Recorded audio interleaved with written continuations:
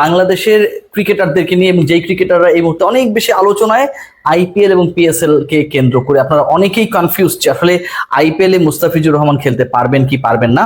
IPL এ খেললেও শেষ পর্যন্ত মুস্তাফিজ কতগুলো ম্যাচের অনাপত্তিপত্র পাবেন বা খেলতে পারবেন। একই সাথে একটা গুরুত্বপূর্ণ প্রশ্ন যে মুস্তাফিজকে যদি আইপিএল এর জন্য অ্যালাউ করা হয়, সেই ক্ষেত্রে মুস্তাফিজ বাংলাদেশের দলের যে ইন্টারন্যাশনাল শিডিউল রয়েছে, আপনারা সবাই জানেন যে ইউএই এর বিপক্ষে বাংলাদেশের 2টা ম্যাচ রয়েছে, টি-20 এর পরে পাকিস্তানের বিপক্ষে বাংলাদেশের 5 ম্যাচে টি-20 সিরিজ রয়েছে, সেখানটায় আসলে ফিজকে পাওয়া যাবে কি যাবে না। আলোচনার শুরুতেই আগেই বলে রাখি, আপনাদেরকে একটা সুখবর দিতে চাই, সেটা হচ্ছে মুস্তাফিজুর রহমান আইপিএল এ যাচ্ছেন। আইপিএল এ যাচ্ছেন এবং তিনি দিল্লি ক্যাপিটালসের, আপনারা জানেন যে বাংলাদেশের ক্রিকেটারদের মধ্যে সবচেয়ে বেশি পারিশ্রমিকে আইপিএল এর দল পাওয়া ক্রিকেটার হচ্ছেন মুস্তাফিজুর রহমান।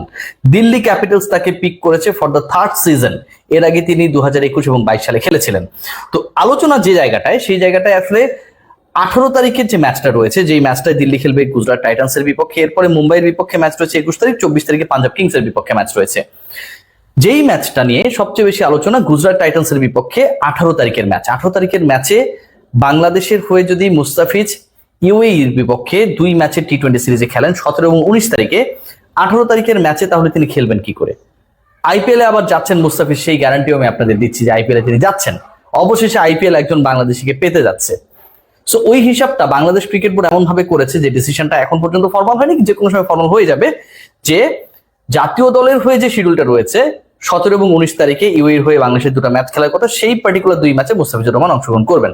এবং এই 2টা ম্যাচে যদি মুস্তাফিজ খেলেন, তাহলে 17 এবং 19 এর মাঝখানের যে সময়টা 18 তারিখে গুজরাট টাইটান্সের বিপক্ষে দিল্লি ক্যাপিটালসের ম্যাচ, সেই ম্যাচে আইপিএল এ মুস্তাফিজের খেলা হচ্ছে না। এখন প্রথম পর্বের যে ম্যাচেস গুলো রয়েছে, আরো তো 2টা ম্যাচ বাকি রয়েছে, আমরা সবাই জানি। সেই 2টা ম্যাচ মুম্বাই ইন্ডিয়ান্স এবং পাঞ্জাব কিংসের বিপক্ষে 21 তারিখ এবং 24 তারিখ।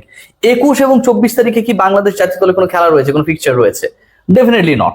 যেহেতু 21 এবং 24 তারিখে জাতীয় দলের কোনো খেলা নেই, সো পরের 2টা ম্যাচেই মুস্তাফিজকে পাওয়া নিয়ে, সাবজেক্ট টু হিজ ফিটনেস, যদি কোনো অনাকাঙ্ক্ষিত ঘটনা না ঘটে, আইপিএল ফ্র্যাঞ্চাইজি বা আইপিএল এ কোনো ধরনের সংশয় নেই, মুস্তাফিজুর রহমান আইপিএল এ যাচ্ছেন। প্রথম পর্যায়ে অন্তত 2টা ম্যাচ খেলবেন। মজাটা অন্য জায়গায়। মজাটা হচ্ছে পিএসএল এ বাংলাদেশের যে 2জন ক্রিকেটার, তারা কি আবার পিএসএল এ খেলবেন কিনা? মুস্তাফিজ আইপিএল এ পিকড হয়েছেন, খেলছেন, পিএসএল এর ক্ষেত্রে কি ঘটবে সেই উত্তর আমি দিচ্ছি। তার আগে মুস্তাফিজ কিন্তু একটা ইন্টারেস্টিং তথ্য আপনাদের সাথে শেয়ার করি। আপনারা সবাই জানেন যে এই মুহূর্তে দিল্লি ক্যাপিটালস এর যে পয়েন্ট টেবিল, সেখানটায় তারা নাম্বার 5 এ রয়েছে, এবং 5 নম্বরে রয়েছে দিল্লি ক্যাপিটালস, এবং তারা 4 নম্বরে যে দলটা রয়েছে, সেই পার্টিকুলার দলের থেকে মুম্বাইয়ের বিপক্ষে 1 পয়েন্টে পিছিয়ে, যারা একটা ম্যাচ আবার বেশি খেলেছে। তার মানে কি, টপ 4 টিম তো হচ্ছে কোয়ালিফায়ারে যাবে। সেই 4টা দল যারা প্লে অফে যাবে, ইনফ্যাক্ট সেই 4টা দলের মধ্যে মুস্তাফিজের দলের থাকার চান্সেস খুবই হাই। 3 ম্যাচের মধ্যে যদি 2টা জিতে, কোনো সংশয় নেই যে তারা প্লে অফে খেলবে। মুস্তাফিজুর রহমান 21 এবং 24 তারিখ মুম্বাই এবং পাঞ্জাব কিংসের বিপক্ষে যে 2টা ম্যাচ রয়েছে প্রথম পর্বের, সেই ম্যাচে যদি মুস্তাফিজের দল জেতে, অথবা সেই 2 ম্যাচের একটাই যদি জেতে এবং গুজরাটের বিপক্ষে 18 তারিখে যদি জেতে, তাহলে তো মুস্তাফিজের দল প্লে অফে চলে গেল, টপ 4 এর মধ্যে চলে গেল। সেই জায়গায় মুস্তাফিজকে খেলানো হবে কি হবে না? আমার যে ধারণা, প্লে অফে যদি তার দল যায়, সেখানটাও মুস্তাফিজ খেলবেন, এবং এটা নিয়ে আমি কোনো ধরনের সংশয় দেখছি না। যেহেতু তার দল নাম্বার 5th পজিশনে রয়েছে এবং 5ম অবস্থান থেকে 3 ম্যাচ হাতে রয়েছে, 2টা জিতলেই তারা চলে যাবে, প্লে অফে যাওয়ার সম্ভাবনা রয়েছে। মুস্তাফিজের আলটিমেটলি যদি খুব লাকি হয় তার দল এবং ফাইনাল পর্যন্ত যায়, টোটাল ম্যাচ খেলার সম্ভাবনা রয়েছে 5টা। 2টা ম্যাচের কথা তো আপনারা জানেন, 21 এবং 24 তারিখ, এগুলো খেলা নিয়ে কোনো সমস্যা নেই। এরপরে প্লে অফে যদি যায়, তার দল যদি 4th বা 3rd হয়, সেক্ষেত্রে তারা কি খেলবে? এলিমিনেটরে খেলবে শুরুতে।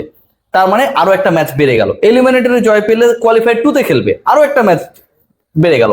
কোয়ালিফায়ার 2 তে যদি জিতে যায় মুস্তাফিজের দল, এভাবেই তো হয় আলটিমেটলি, তাহলে ফাইনাল খেলবে। তার মানে টপ 4 এ চলে যেতে পারলে তার দল Delhi Capitals, they will play at least 3 more matches. There is a big possibility. সেই পার্টিকুলার 3টা ম্যাচও মুস্তাফিজ যদি খেলেন আগের 2টার সাথে, মুস্তাফিজকে আমরা আইপিএল এ 5 ম্যাচে সর্বোচ্চ দেখার একটা সুযোগ পেতে পারি। যদি সেটা না হয়, তাহলে হয়তো 4টা 3টা, খুব ব্যাড লাক হলে 2টা ম্যাচ তিনি খেলছেন। এখন what about the other cricketers? যে আলোচনাটা আসলে একটু আগে একটু থেমে গিয়ে আমি বলেছি যে একটু পরে করছি। রিশাদ এবং Nahid Rana, are they going to play for PSL or not? আমি যতটুকু এখন পর্যন্ত ফ্রম বাংলাদেশ ক্রিকেট বোর্ড জানতে পেরেছি যে রিশাদ এবং নাহিদ রানার ব্যাপারে তাদেরকে পিএসএল এ খেলতে অ্যালাউ করার ব্যাপারে বাংলাদেশ ক্রিকেট বোর্ড এখন আর খুব বেশি ইন্টারেস্টেড না। প্রথম কারণ যেটা, সেটা হচ্ছে মুস্তাফিজকেও ছাড়া হলো, এরপরে নাহিদ রানাও যদি না থাকে, তারপরে রিশাদও যদি না থাকে, যদিও আলটিমেটলি পিএসএল এর পরেই পাকিস্তানের বিপক্ষে বাংলাদেশের ক্রিকেটাররা খেলতে নামবে এবং পাকিস্তান জাতীয় দলের অনেক ক্রিকেটার পিএসএল শেষ করে বাংলাদেশের বিপক্ষে নামবে, সো এটা পাকিস্তান ট্যুরের সাথে ক্লাসই না, কিন্তু জাতীয় দলের সাথে এই ক্রিকেটারদেরকে টিম ম্যানেজমেন্ট চায়। তাহলে মুস্তাফিজকে সুযোগ দেওয়া হলো, বাকিদের কেন দেওয়া হবে না? এটাও কিন্তু একটা বড় প্রশ্ন।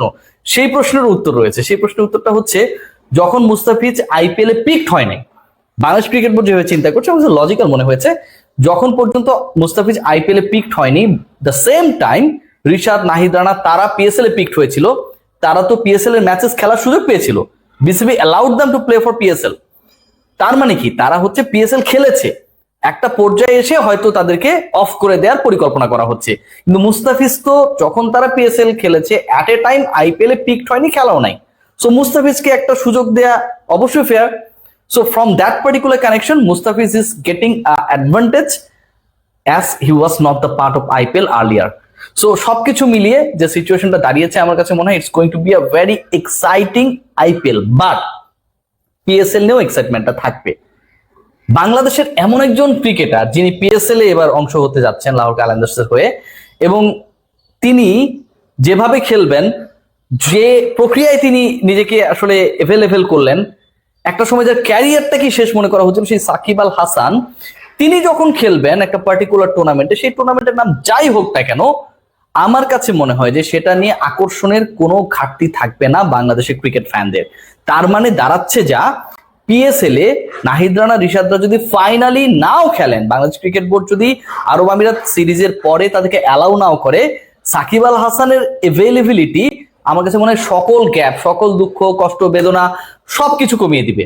একদিকে Shakib Al Hasan, he will be the part of PSL, অপরদিকে Mustafizur Rahman, he will be the part of IPL, এবং সবকিছু যদি এমন ভাবে ঘটে যে আইপিএল এ মুস্তাফিজের দল যেহেতু 5th পজিশনে রয়েছে, প্রত্যেকটা দলের মধ্যে হাড্ডাহাড্ডি কন্টেস্ট রয়েছে, পরের 3 ম্যাচে 2টা জিতে যায়, প্লে অফে চলে যায়, সেখান থেকে যদি ফাইনাল পর্যন্ত চলে যায়, তাহলে যে মুস্তাফিজ আর্লিয়ার পিকড হয় নাই, সেই পার্টিকুলার ক্রিকেটারকে হয়তো আমরা আইপিএল এর ফাইনালেও দেখতে পারি।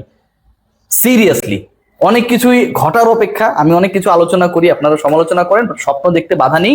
আলটিমেটলি মুস্তাফিজকে 2 কোটির ভিত্তিমূল্যের মুস্তাফিজকে কিন্তু দিল্লি ক্যাপিটালস 6 কোটিতে কিনেছে, নিশ্চয়ই কিছু একটা তার মধ্যে রয়েছে, and that's why he has been sold out. সবাই ভালো থাকবেন, টেক গ্রেট কেয়ার, শুভ কামনা বাংলাদেশি ক্রিকেটারদের জন্য।